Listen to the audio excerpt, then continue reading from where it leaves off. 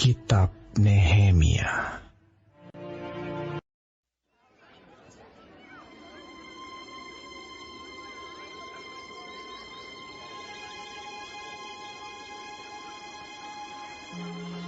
Maka bersiaplah imam besar Eliasib dan para imam, saudara-saudaranya, lalu membangun kembali pintu gerbang domba.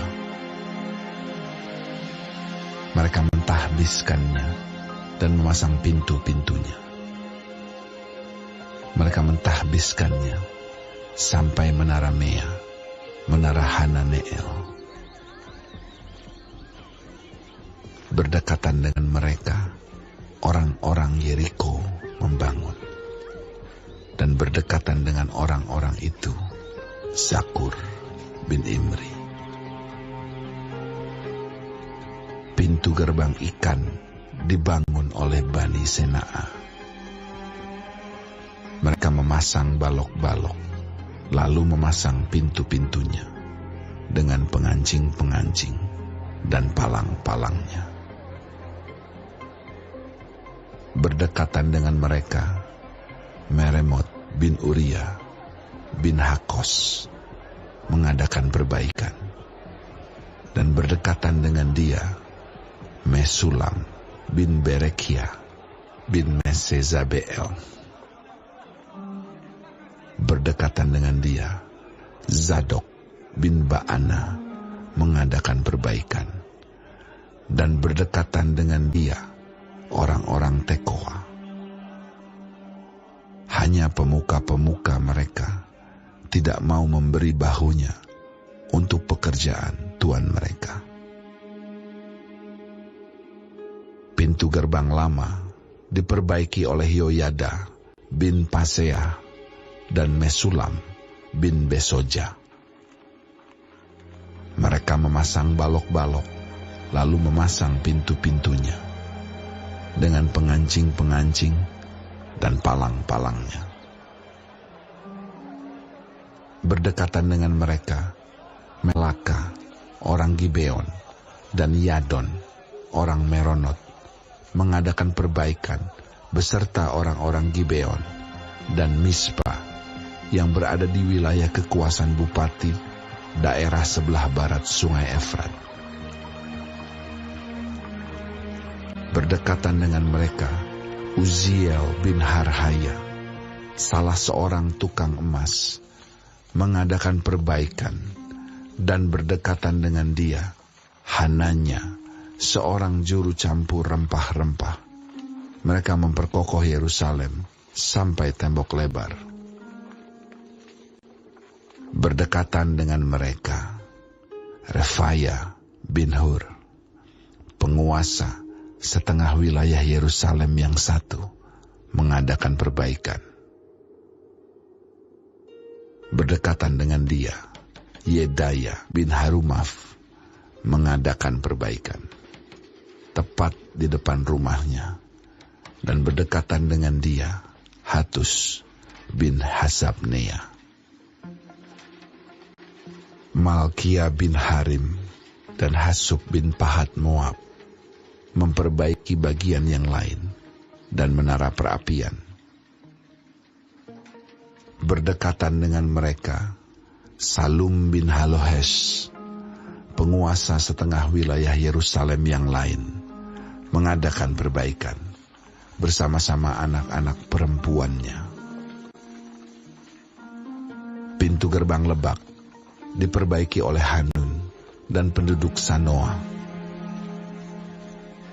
Mereka membangunnya kembali dan memasang pintu-pintunya dengan pengancing-pengancing dan palang-palangnya. Pula tembok diperbaiki sepanjang 1000 hasta sampai pada pintu gerbang sampah. Pintu gerbang sampah diperbaiki oleh Malkia bin Rekhab, penguasa wilayah Bet Kerem. Ia membangunnya kembali dan memasang pintu-pintunya dengan pengancing-pengancing dan palang-palangnya. Pintu gerbang mata air diperbaiki oleh Salum bin Kolhoze, penguasa wilayah Mispa. Pintu gerbang itu dibangunnya kembali, diberinya atap dan dipasangnya pintu-pintunya dengan pengancing-pengancing dan palang-palangnya. Juga diperbaikinya tembok kolam penampung air saluran dekat taman raja sampai pada tangga-tangga yang menurun dari kota Daud. Di sampingnya, Nehemia bin Azbuk, penguasa setengah wilayah Bet-Zur, mengadakan perbaikan sampai di depan pekuburan Daud dan sampai pada kolam buatan dan rumah para pahlawan. Di sampingnya orang-orang Lewi mengadakan perbaikan, yakni Rehum bin Bani, dan berdekatan dengan dia Hasabia, penguasa setengah wilayah Kehila yang satu untuk wilayahnya. Di sampingnya saudara-saudara mereka, yakni Binui bin Henadad, penguasa setengah wilayah Kehila yang lain, mengadakan perbaikan. Berdekatan dengan dia, Ezer bin Yesua, penguasa Mispa, memperbaiki bagian yang berikut di depan pendakian ke gudang senjata dekat sudut. Di sampingnya, Baruch bin Sabai memperbaiki bagian yang berikut dari sudut sampai pada pintu masuk rumah imam besar Eliasib.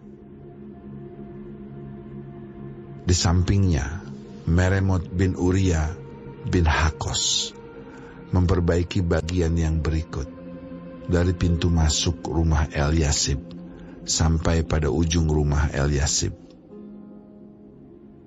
Di sampingnya, para imam, orang-orang dari lembah Yordan, mengadakan perbaikan. Di samping mereka, Benyamin dan Hasub mengadakan perbaikan di depan rumah mereka. Di samping mereka, Azaria bin Maasea bin Ananya mengadakan perbaikan di samping rumahnya. Di sampingnya, Binui bin Henadad memperbaiki bagian yang berikut dari rumah Azaria sampai sudut dan sampai penjuru. Palal bin Uzai mengadakan perbaikan di depan sudut dan di depan menara yang tinggi yang menonjol dari istana raja dekat pelataran penjagaan. Di sampingnya, Pedaya bin Paros mengadakan perbaikan sampai di depan pintu gerbang air di sebelah timur dan di depan menara yang menonjol. Adapun para budak di Bait Allah tinggal di Ofel.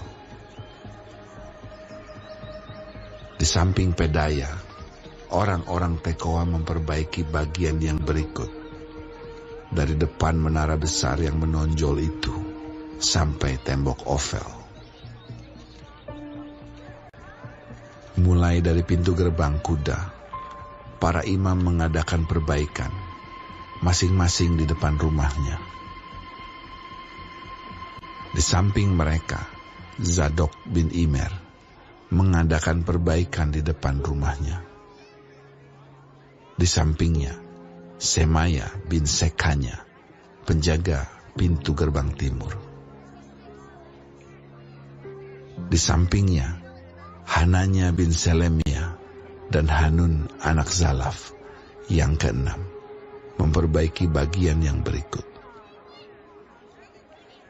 Di samping mereka, Mesulam bin Berekia mengadakan perbaikan di depan biliknya. Di sampingnya, Malkia, seorang tukang emas, mengadakan perbaikan sampai pada rumah para budak di Bait Allah dan para pedagang di depan pintu gerbang pendaftaran dan sampai pada kamar atas di penjuru. Lalu, antara kamar atas di penjuru dan pintu gerbang domba, para tukang emas dan para pedagang mengadakan perbaikan.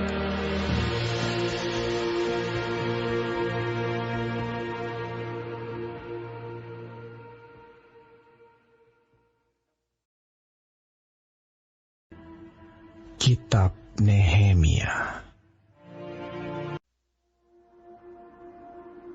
Ketika Sanbalat mendengar bahwa kami sedang membangun kembali tembok, bangkitlah amarahnya, dan ia sangat sakit hati.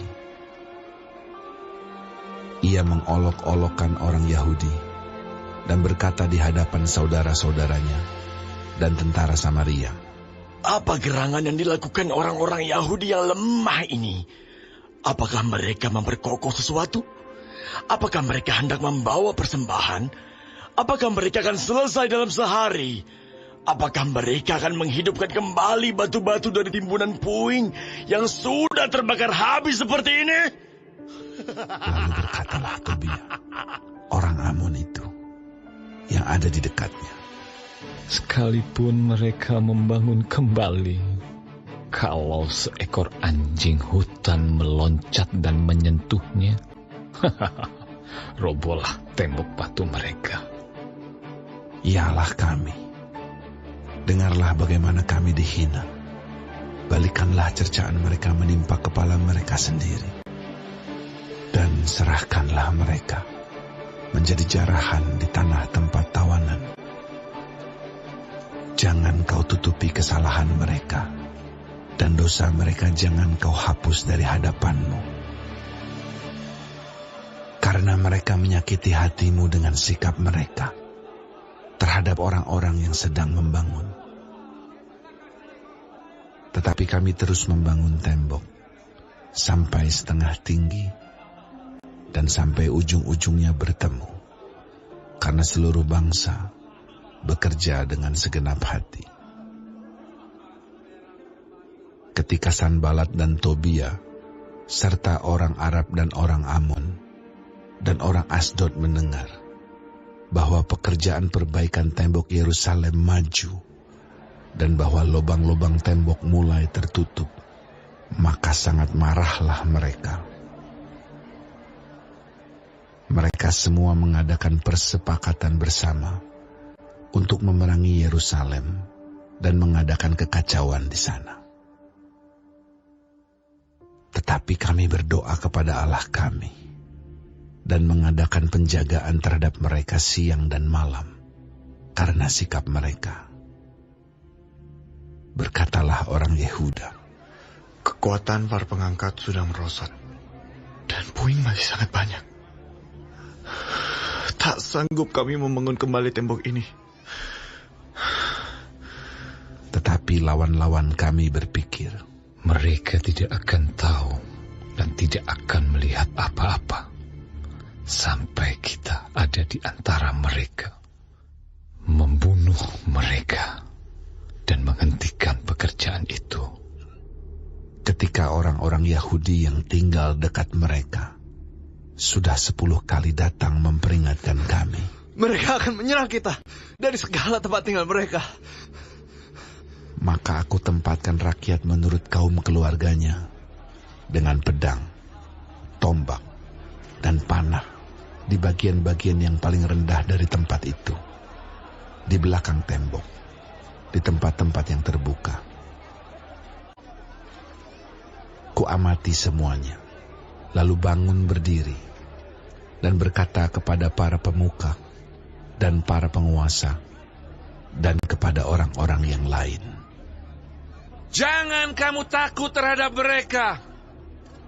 Ingatlah kepada Tuhan yang maha besar dan dahsyat, dan berperanglah untuk saudara-saudaramu, untuk anak-anak lelaki dan anak-anak perempuanmu, untuk istrimu dan rumahmu." Ketika didengar musuh kami bahwa rencana mereka sudah kami ketahui dan bahwa Allah telah menggagalkannya, maka dapatlah kami semua kembali ke tembok, masing-masing ke pekerjaannya. Sejak hari itu, sebagian daripada anak buahku melakukan pekerjaan, dan sebagian yang lain memegang tombak, perisai, dan panah, dan mengenakan baju sirah.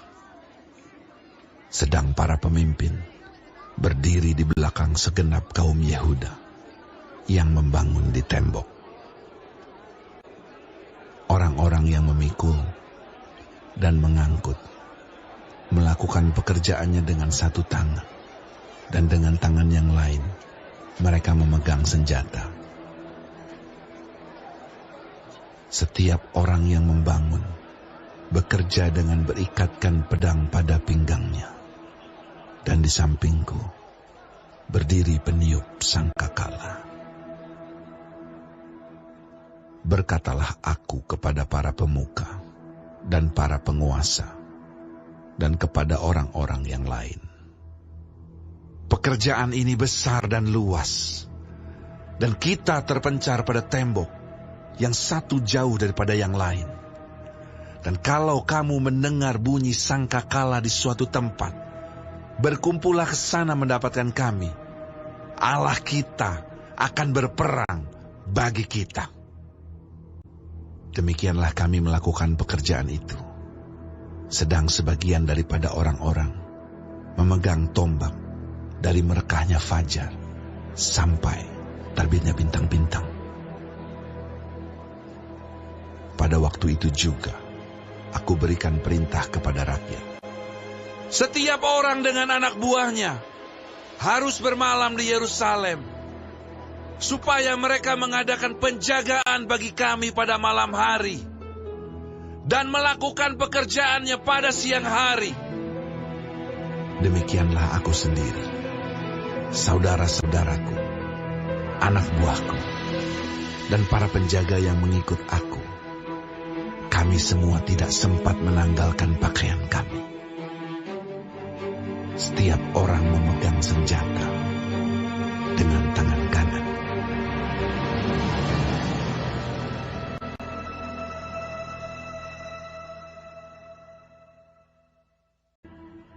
Kitab Nehemia.